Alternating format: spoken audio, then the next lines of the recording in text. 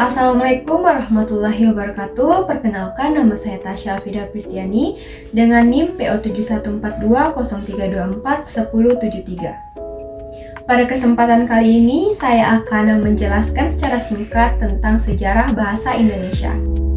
Seperti yang kita tahu, bahasa Indonesia merupakan bahasa nasional atau bahasa persatuan yang digunakan oleh rakyat Indonesia.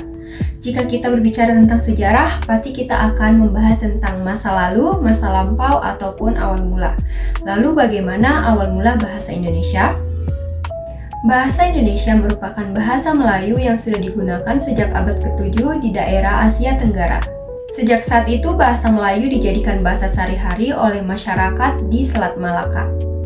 Seiring berjalannya waktu, bahasa Melayu mulai beralih fungsi menjadi lingua franca atau bahasa perantara di wilayah Nusantara, khususnya untuk perdagangan, kerajaan, ataupun penyebaran agama Islam pada saat itu.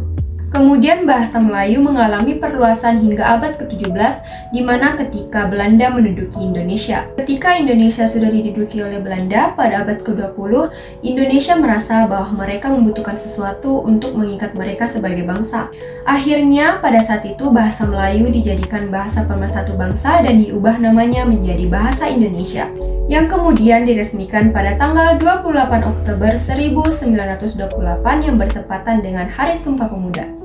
Adapun bukti bahwa bahasa Indonesia merupakan bahasa pemersatu bangsa tercetus dalam Ikrar Sumpah Pemuda yang berbunyi, "Kami putra dan putri Indonesia menjunjung bahasa persatuan bahasa Indonesia." Tidak sampai di situ, sejarah perkembangan bahasa Indonesia juga meliputi dengan perkembangan ejaan bahasa Indonesia. Bahasa Indonesia sudah mengalami 4 kali perubahan ejaan, dimulai dari tahun pertama yaitu tahun 1901, ejaan Van Ophuijsen. Yang kedua pada tahun 1947, yaitu ejaan Republik Sewandi yang diresmikan setelah Indonesia merdeka.